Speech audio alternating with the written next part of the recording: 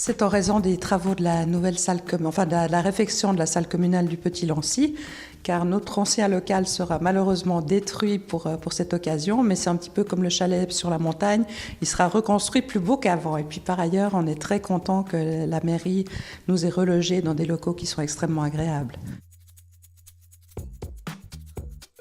C'est estimé en gros à 2 ans. Je pense que c'est pour la rentrée 2016 qu'on réintégrera nos locaux qui donneront sur le côté de la rue de Chancy.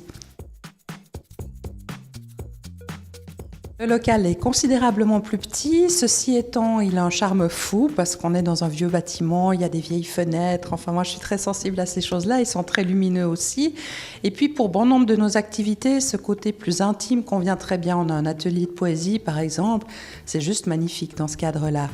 Maintenant, c'est vrai que pour d'autres activités où on a plus de monde, par exemple le brunch du dimanche, on est facilement 25-30 personnes, c'est un petit peu plus délicat. Ceci étant, par contre, les collaborateurs scientifiques de l'association sont eux très contents vu qu'on a 2 locaux de taille similaire, un au-dessus de l'autre.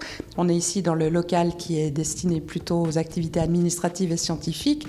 Eux, ils ont vraiment beaucoup de place et ils sont très contents. Maintenant, on est très contents en bas aussi. Et les aînés, c'est très joli parce qu'ils sont ravis d'être dans l'école.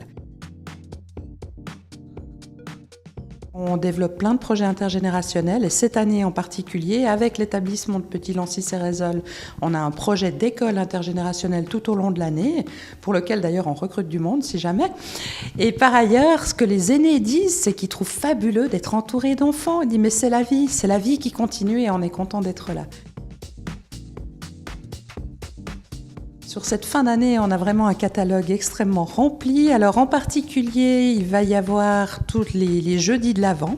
C'est une tradition que nous avons maintenant depuis 3 ans où tous les jeudis de l'Avent, on propose des activités différentes à différentes heures de la journée. On a par ailleurs un brunch tous les derniers dimanches du mois qui est vraiment libre d'accès, donc tout le monde y est invité. Le dernier dimanche de novembre, donc ce sera le 30, il y aura le brunch qui sera sur le thème de l'Avent.